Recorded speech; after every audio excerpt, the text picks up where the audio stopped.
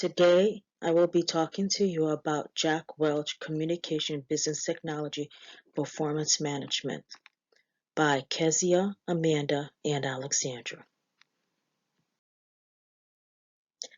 In the next few slides, we will be discussing 8 topics. The first one is create strategic goals for Jack Welch Communication Business and Technology. Number 2, developing, coaching, training professors with details on how will you know the development program is effective, and B, what strategies can be utilized to ensure that the development plan is effective. Number 3, Jack Welch Communication Business and Technology Department Performance. Number 4, Dean's performance should be evaluated. Number 5, evaluation expansion to China. Number 6, improve tenured professors teaching. Number 7, how can technology be infused into the performance management? And number 8, evaluate performance of professors who teach online courses. Evaluating performance could be difficult, but it can also be very easy. When we have to do it in an academic standpoint, we have to make sure who is going to be the one doing the evaluating, the students or our peers. If it is the students that's going to evaluate the professors, it is best to keep it simple by doing a closed-ended question, very basic for the students, so that they are not confused. Keep it as yes or no questions. And if you can use scalings, but be sure to be very specific with the scales. Where if it's 1 to 5, you have to be specific that 1 is worse and 5 is the best. Another type of evaluating is by academic peers. This is when other professors are the ones who evaluate each other. And I truly believe that this one is the best one. Professors are more experienced, and they will not need a lot of hand holding to do the evaluation. They will have a better understanding of what teachers go through. And it's more effective. They will have teaching techniques that they can share with each other, like best practices, and the chair department doesn't have to have a list of questions already, because the peers would be more effective in doing it. Okay. Also, we can take the information that the peers give one another and put it into a data, which I will go into later on in the video, where we'll talk about when we need professors to change the way they do things, change the way they teach. This is one of the best way for them to do, is to show them how they are evaluated against each other. You'll have this information already collected, so when you go and talk to them, there'll be more understanding to changing the way that they teach versus you going to them with nothing. You can do an open-ended surveys with the students. I wouldn't recommend it, because when you ask students to give opinions, it depends on the student's mood. The student's is in a bad mood, they're not going to give a good valuation. Or if they feel that they have a personal vendetta against the professors, they're not going to do that either. It's hard for students to separate professionalism from how they really feel. It's because they're young. Whereas the graduating students who's been in the industry for 5 or more years will have a more better understanding in evaluating professors at a professional standpoint. Students out of high school who are in their early 20s will not have that kind of understanding. So it is much better to give students who are younger a more closed-ended questions with yes or no's, using skills, specific questions, versus giving open-ended surveys, where that would be more effective with peers and on other teachers. Thank you. Hi, my name is Alexandra Jean-Francois, and I will be speaking to you about improved tenured professors teaching. Several professors in JWCBT are tenured and refuse to revamp their teaching methodology. How should this be dealt with? The first thing is to evaluate the professor. And the way we do that is to gather the information and data needed to show the professor what we want to do and where we want to go. So we do this by preparing documents stating the school standard and then just showing the professor where the school wants to go, where it wants to be. Then we show the professor how they compare to other students and give them a document showing a five-year and a 10-year plan so that the professor can not only visualize but see what it is that the school is trying to accomplish. And if you notice some of the pictures I have up, you'll notice that uh, there is a picture of technology and there's a globe where things are digital, and that's what we want to show the professor of the changes that's going around, how we need to be more flexible. And the way we want to do this to approach it is place the professor in an improvement plan. You might think that that might be drastic, but some professors may not even know that they may need to improve. Some of them may not even know that there is a problem. And maybe addressing that in a document-like way will show them, will let them see just where they are and where they need to be. You want to mandate some kind of a training. It could be that the professor is not well trained. They don't know how to use something or technology, or it could be a communications issue. And if that is the case, then evaluating the professor and learning more about the professor might be the best way to go at it instead of just doing something drastic, as maybe asking them for a termination, their retirement, which it may not even be necessary.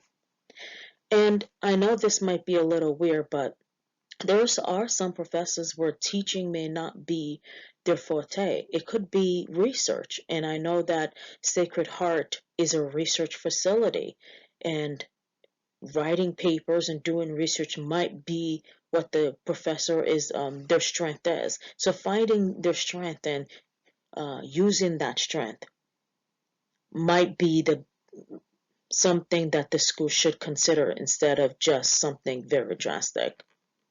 And another thing is, does a professor conduct any studies? And do those studies foster any growth, not only from other professors, but also students? It's again, this is another way of trying to figure out where the professor fits. And even though this may not be something that people think about, but is the professor influential amongst their colleagues? And if that is the case, maybe bringing in another person, a friend, who can talk to them or train them might be the best way to go by this.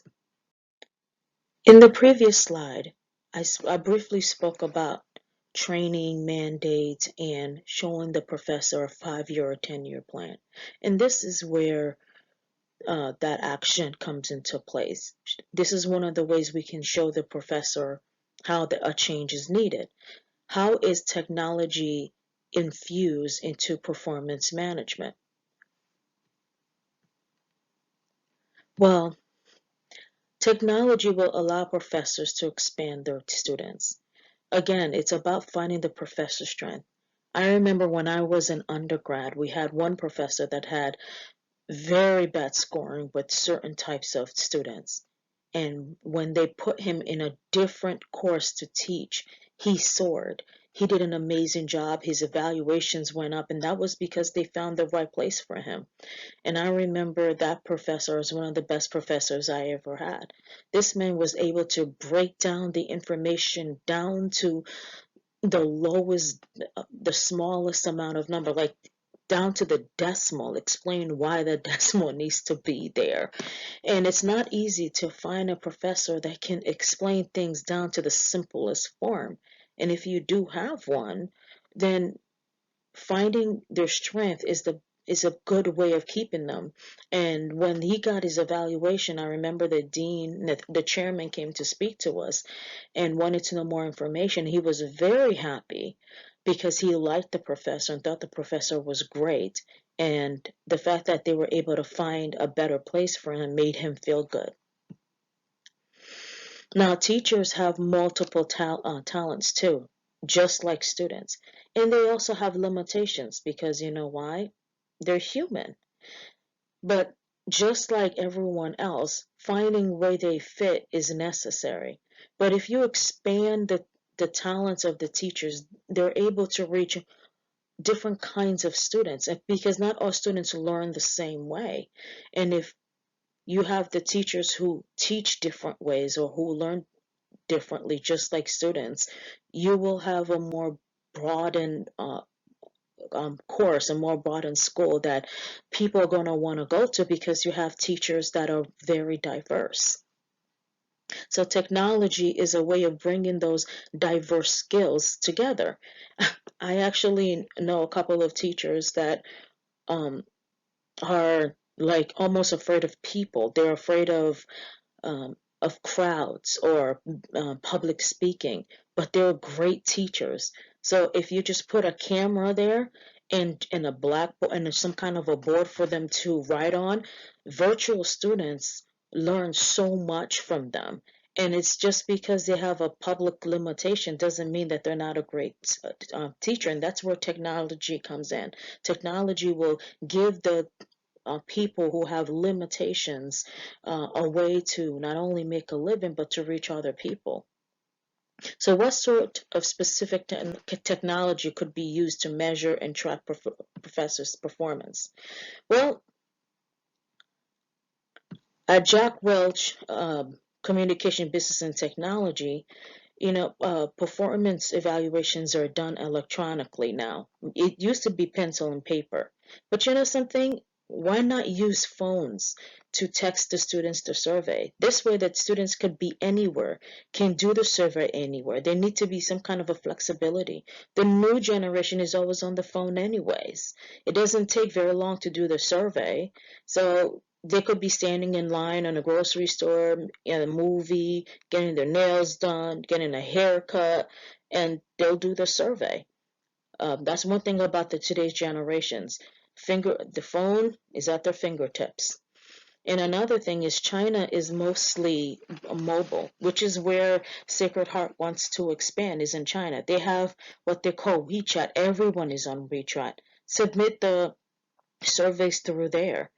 Uh, Also, we can also do some classes there using WebEx and having the software compatible with computers and phones, because I know that there are certain times where I need to switch from computers to my phone because I have to go somewhere and the place I have to travel is maybe an hour away, and at the same time I could be listening to the course.